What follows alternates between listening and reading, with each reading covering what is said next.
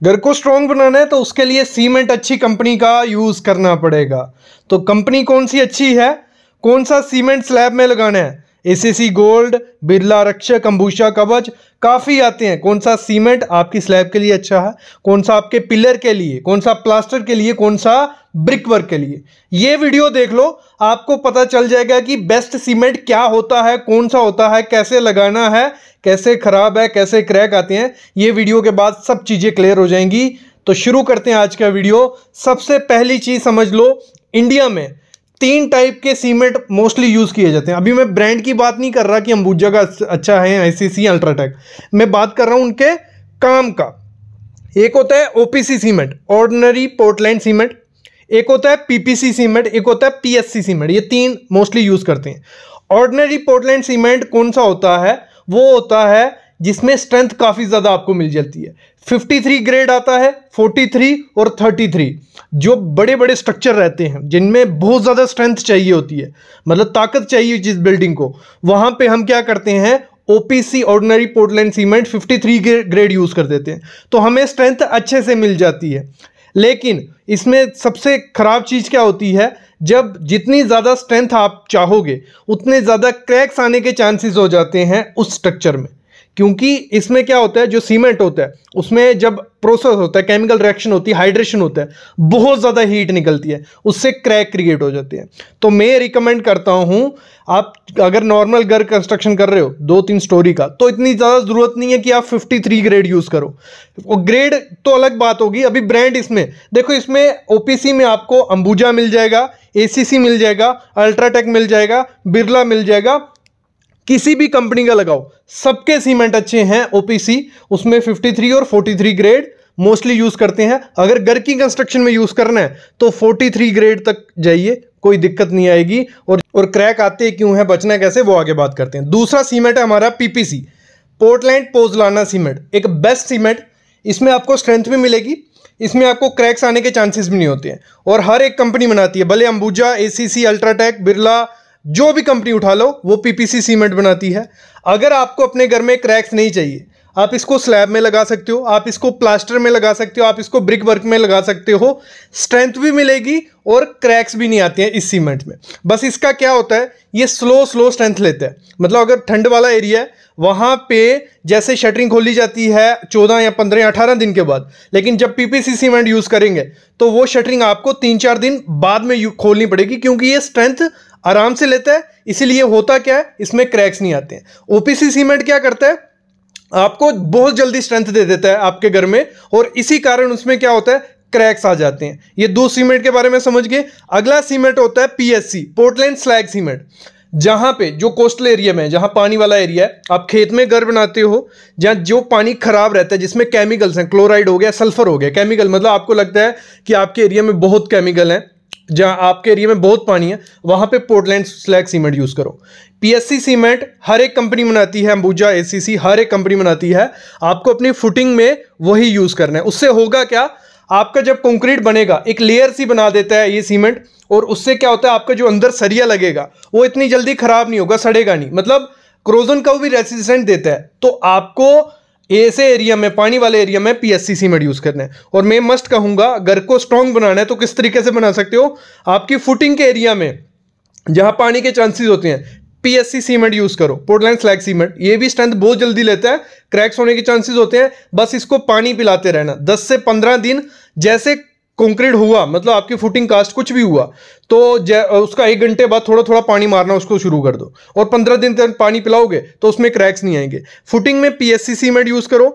आपकी जो भी कंस्ट्रक्शन है, प्लास्टर, ब्रिक वर्क, इसमें आपको क्या करना है, पीपीसी, और जो कॉलम, बीम और स्लैब ओपीसी। तो इससे आपका घर स्ट्रॉन्ग बन जाएगा। और कंपनी अगर मैं बात करूं, कोई भी कंपनी ले लो, सबको क्या है, रूल फॉलो करना पड़ता है। बड़ी बड़ी कंपनीज में क्वालिटी चेक्स होते हैं, आईएस कोड के हिसाब से बनाना पड़ता है। सीमेंट सब अच्छे बनाते हैं। ये कहने की बात है कि अल्ट्राटेक अच्छा है, एसीसी अच्छा है, अंबुजा अच्छा है, सारे अच्छे हैं। सही तरीके से यूज करोगे तो स्ट्रेंथ भी मिलेगी, लाइफ भी मिलेगी। और फिर मैं आगे बात करने वाला हूं स्लैब के लिए आपसे अलग से कौन सा सीमेंट अच्छा होता है। लेकिन सही से यूज कैसे करना है कि आप कोई भी सीमेंट यूज करो, स्ट्रेंथ अच्छी मिले। तो उसके लिए पहला रूल क्या है, पहला रूल मंत्रा है कि 3 महीने पुराना सीमेंट मत यूज करो। 3 महीने पुराना सीमेंट यूज करने से होता क्या है, उसमें नमी आ गई होती है, मॉइस्चर आ गया होता है, तो उससे मतलब जब वो फैक्ट्री में पड़ा रहेगा, भले वो 1 साल भी पड़ा रहे, उन्होंने क्या किया होता है, अपनी फैक्ट्री को इस तरीके से बनाया होता है कि उसमें नमी ना जाए और वो सीमेंट खराब नहीं हो। लेकिन जब ये दुकानों में सीमेंट आता है तो इसको 3 महीने के अंदर लगा दिया करो। अगर 3 महीने पुराना सीमेंट लगाओगे तो उसकी स्ट्रेंथ थोड़ी कम आएगी, क्रैक्स आने के चांसेस हो जाते हैं। ये पहली चीज करनी है। जब भी सीमेंट आपको लगाना है, ठीक है, सीमेंट को एक केमिकल रिएक्शन होती है, सीमेंट स्ट्रेंथ तभी पकड़ता है जब उसमें पानी डलेगा। मतलब जब हम कंक्रीट माल बनाएंगे, सीमेंट में पानी डलेगा, उसकी केमिकल रिएक्शन स्टार्ट होती है, तभी वो स्ट्रेंथ पकड़ना शुरू करता है। और उसी स्ट्रेंथ के दौरान, हाइड्रेशन को प्रोसेस के दौरान, उसमें क्रैक्स होने के चांसेस बहुत ज्यादा हो जाते हैं।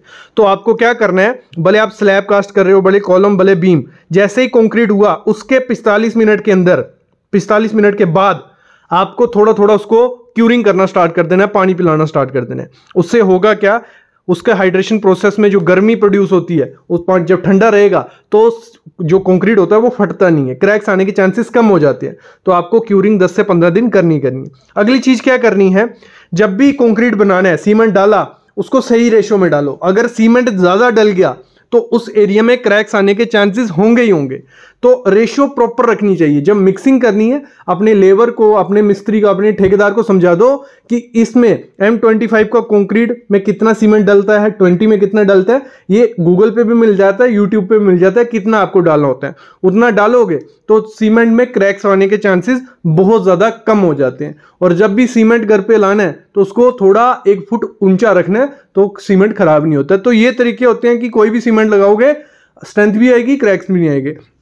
अभी बात मैं करता हूं कि आपको अपने स्लैब में क्या लगाना है। देखो, इसमें ACC गोल्ड आता है, इसमें अल्ट्राटेक वेदर प्लस आता है, इसमें अंबुजा कवच आता है, बिरला रक्षक आता है, और ऐसी कंपनी है जिन्होंने ये बनाया। इसमें क्या होता है, जब इस सीमेंट को बनाया जाता है, इसमें वाटर रिपेलेंट प्रॉपर्टीज डाली जाती हैं, हाइड्रोफोबिक डाला जाता है, जिससे होता क्या है, जब ये कंक्रीट किया जाता है, ये अपने ऊपर एक लेयर सी बना देता है कि जो पानी हो वो अंदर ना जा सके। तो इसीलिए ये वाटरप्रूफ सीमेंट इनको कह के बेचते हैं। और अच्छी बात है, ये जो सीमेंट होता है ये 50 से 60 रुपया महंगा होता है नॉर्मल सीमेंट से, ठीक है, उससे 50 से 60 रुपया। इसीलिए हम क्या करते हैं, इसको स्लैब में यूज करते हैं।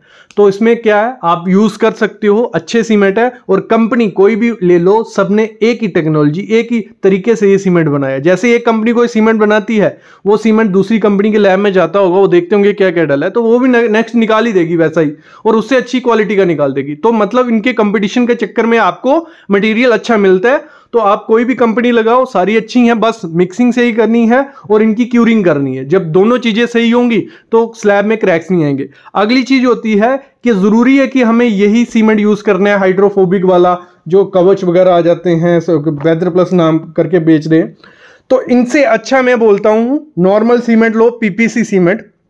नॉर्मल घर की कंस्ट्रक्शन की बात कर रहा हूं, 2-3 स्टोरी वाली। नॉर्मल PPC सीमेंट लो, इनसे 60-70 रुपया सस्ता भी है।